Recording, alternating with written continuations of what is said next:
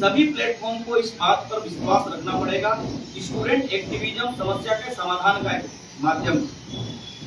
दूसरा, विश्व अटेंडेंस यदि वोटिंग के दिन मिलता है तो स्टूडेंट बड़ी संख्या में वोट भी करेंगे आकर के, इसलिए स्टूडेंट यूनियन इलेक्शन को रोचक बनाया जाए।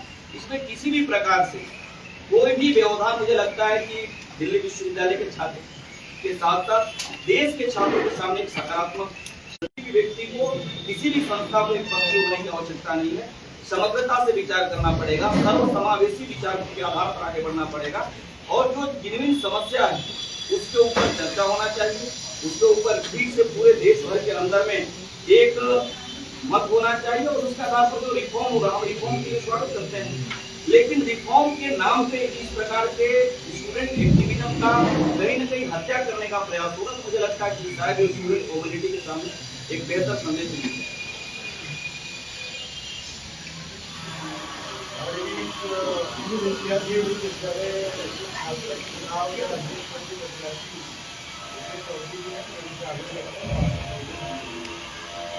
नमस्ते।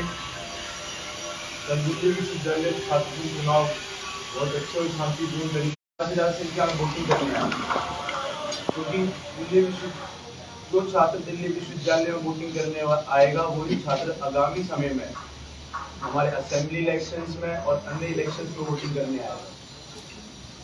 हमें इस चीज को बढ़ावा देने के लिए अभियान चलाने चाहिए। दूसरा, ये दिल्ली विश्वविद्यालय से एक ऐसा प्लेटफॉर्म है जहां से हमारे देश के दिग्गज नेता निकले, जिन्होंने आने वाले समय में भारत सरकार को दबाने की प्रयास करेगी किसी भी प्रकार से।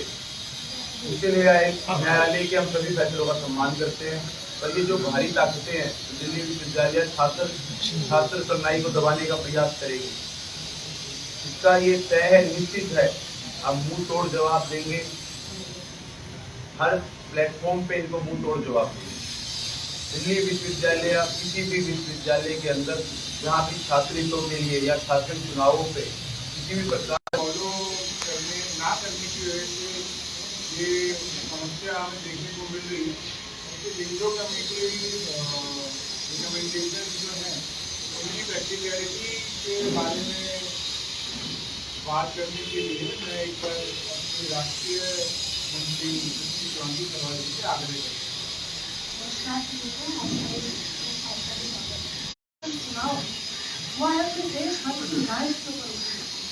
पूरी प्रक्रिया होने के बाद परिणाम लोकनाथ मुझे कहीं ना कहीं हाई कोर्ट को भी इसके ऊपर रिव्यू देना होगा। और जैसे कि स्टूडेंट एक्टिविज्म को किल करने का कार्य है, जो बात करता है प्रॉब्लम सोल्यूशन, माना कि हर चीज़ें, हर जो स्टेप्स हैं वो ठीक नहीं है, पर स्टेप्स को ठीक करने का कार्य तो हमारा है। और जो इलेक्टोरल रिफॉर्म की हम बात करते हैं, कमेटी का गठन जरूर होना चाहिए। उन कमेटी में वाइस चांसलर यूज हुए, विद्यार्थी परिषद में, चाहे वो कल्चरल रैली है, चाहे वो कॉलेज टू कॉलेज कैंपेनिंग हो, हमने स्वच्छता अभियान, इस कैंपेनिंग को कि वोटर्स कैसे अपने कॉलेजेस में आए और वोटिंग करें, पॉजिटिव वातावरण कैसे क्रिएट हो कैंपस में, उस कमेटी को पूरा करना। तो 50,000 से अधिक विद्यार्थी जब अपने घरों से, पीजी से, हॉस्टल से मतदान करने आ रहे हैं और अपने प्रत्याशी को चुनने की ललक उनमें है, तो निश्चित ही उनको छात्र संघ में कुछ न कुछ उपयोगिता, छात्र संघ की इम्पोर्टेंस दिखती होगी। उसको भी ध्यान में रखते हुए ऐसे स्टूडेंट जो हैं, स्टेक होल्डर्स जो हैं, नहीं हो, भले ही स्टेटस रिपोर्ट की मांग की हो, वो करनी भी चाहिए, वो मिलनी भी चाहिए। अगर कोई दोषी लगता है तो उनसे उचित कार्रवाई भी की जानी चाहिए, परंतु पूरी प्रक्रिया को बीच में रोककर कार्रवाई करना, उसमें कितना समय लगेगा उसका ना पता होना, उसकी अनिश्चितता जो है वो निश्चित ही जो विद्यार्थी पढ़ रहे हैं उन पर प्रभाव डालती है।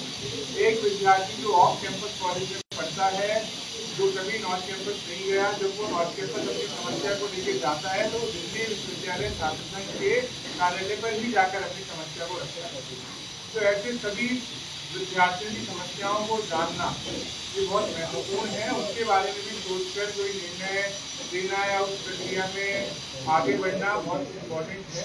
इसलिए हमारी दिल्ली विश्वविद्यालय प्रशासन से भी ये डिमांड है कि इस जो वर्डिक्ट है ऑनरेबल हाई कोर्ट का, उस वर्डिक्ट के ये क्या लीगल आस्पेक्ट के हो सकते हैं, किस तरीके से इससे राहत मिल सकती है, किस तरीके से जो रिजल्ट है वो जल्दी डिक्लेयर हो सकता है, उस दिशा में निश्चित ही विश्वविद्यालय को भी आगे बढ़ना चाहिए। क्योंकि जब ये गाइडलाइंस आई, जब ये हाईकोर्ट का ऑर्डर आया, उस प्रक्रिया को रोक देना उसका सॉल्यूशन नहीं है।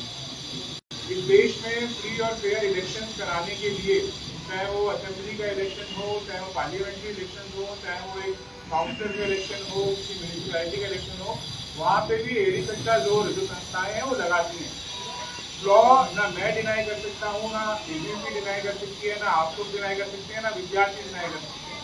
परंतु लॉ का सुझाव क्या है?